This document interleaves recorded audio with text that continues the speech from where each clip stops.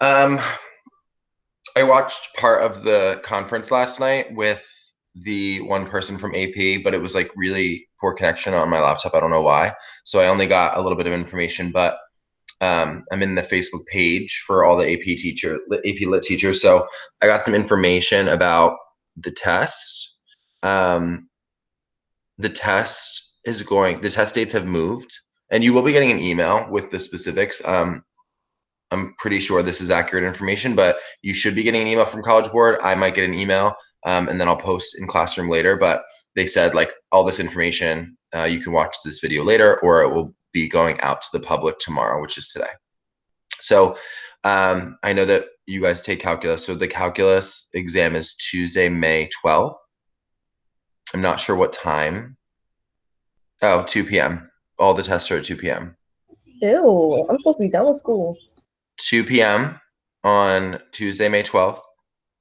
And AP or the AP Lit is Wednesday, May 13th at 2 p.m. So instead of before it was, no, it was the same, wasn't it? It wasn't calculus the day before originally. It was the Tuesday.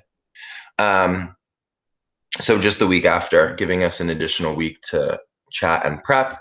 I'm not sure what that looks like for you guys with your schedule. I will try to like, obviously we're not going to have our class, but I want to kind of chat with Ms. Campbell, Dr. Bloom, see what we're thinking for the schedule for those days because it's so late in the day and beyond your normal schedule. But once that fully comes out today, we'll like talk about it a lot and make you put it in your calendars.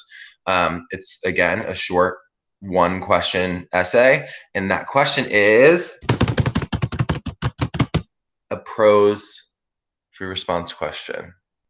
So it's not open ended. It's not poetry based. It's going to be read a passage, and answer the question, or not answer the questions, write an essay. There's advantages and disadvantages to that. I think they chose that. It makes sense because, like, if it's a poem, there's only so much they can do to prevent cheating. If it's a poem, you could easily find an analysis online. Same with an open-ended. You could have 7 essays written beforehand. I mean, I guess you could anyway, but you could have those essays next to your laptop for an open-ended. Let's say you wrote 7 Song of Solomon essays in preparation. So I think this is the easiest one for them to like. You're not going to be able to guess that they're picking from Great Expectations, page 312 or whatever it's going to be. So I think that's interesting. I'm happy we did a lot of TP-Cast work because the TP-Cast work is good for poetry and short passages, right? Like we're not going to be talking about thematic work as a whole vibes because you won't have read the whole work. So not really talking about theme, but talking about tone, point of view, like author's choice, things like that will be kind of more important to focus on. So as that gets closer into next week, I'm going to revise our plans and really focus on that. I'm assuming that the live sessions will also change. If not, we can be more selective with which ones we do. I'm assuming that they will tailor to the lessons to that.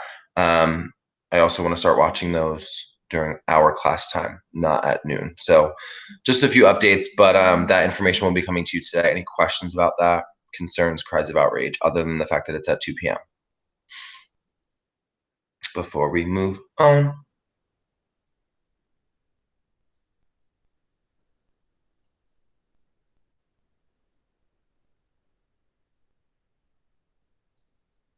Cool.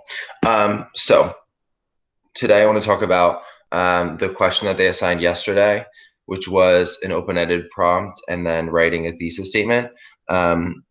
I found yesterday's video to be same as the day before. Like there were some things that I was like, okay, I already know this, and some things that were just interesting to hear about. As they were going through the examples of thesis statements, hopefully you were kind of on the same page as them because we've done a lot of that work. Like, is it defensible? Does it get the point or does it not get the point? We did that a lot in class together. So hopefully that was you were on the same like thought process as them because I felt that I was as well. So I want to look at the prompt, see if you had any questions. If you want feedback verbally over here, we can do that as well. I can pull up your responses, or you can share your response. Since there's so few of us, I can also just give you targeted feedback, type it back to you. And then again, you're watching the live session today. So this was the prompt that they had. So 2019 prompt, we haven't seen this one. We did the 2019 plants. That was the 2019 poetry essay, but we didn't actually look at the open-ended for 2019 yet. So in his 2004 novel Magic Seeds, V.S. Naipaul writes, "It is wrong to have an ideal view of the world. That's where the mischief starts. That's where everything starts unraveling. Either from your own reading or from the list below, choose a work of fiction in which a character holds an ideal view of the world.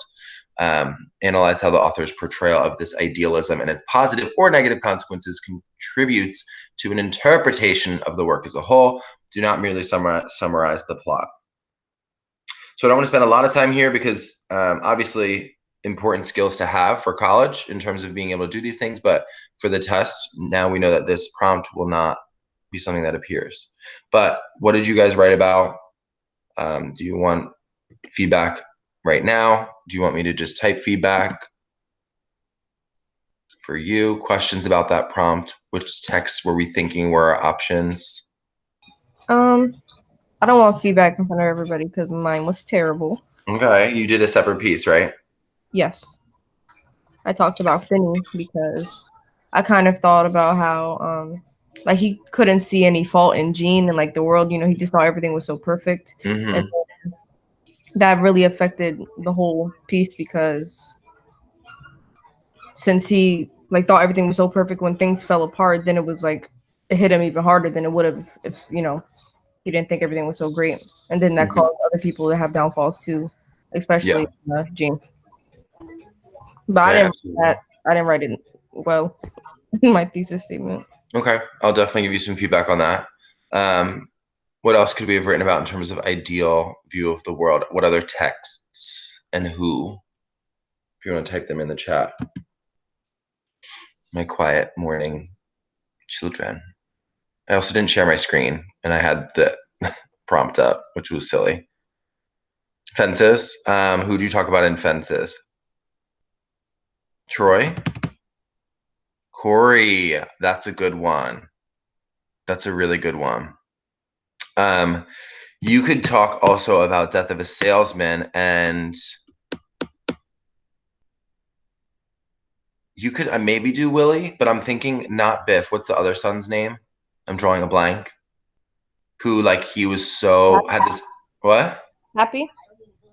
Yeah, he had this like huge idealist view of his father and how the world works, right? And Biff was the one that was like really trying to ground him. So you could do that as well. I like doing Corey from Fences. I'm trying to think of anyone from Lesson Before Dying.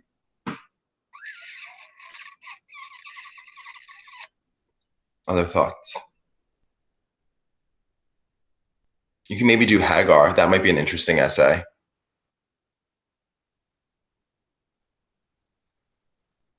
That might be interesting. Any other thoughts here? I will give you guys feedback first because you guys were all here. Today they're talking about in AP Live, they're talking about creating commentary. So establishing a line of reasoning, which is hugely important and will be important on the prose essay that we do today. So not today, on May 12th. So that's the task for today. I'm gonna have you guys do whatever task they assign. They might revise it now with the information that we received yesterday, but watch that at noon. Hopefully we'll get some more information from AP today that will like kind of tweak our the way that we carry class for the rest of our time together online. But that's exciting. We have a date now. We have an extra week of practice. You guys are so not entertained by me today. I love it. Okay, so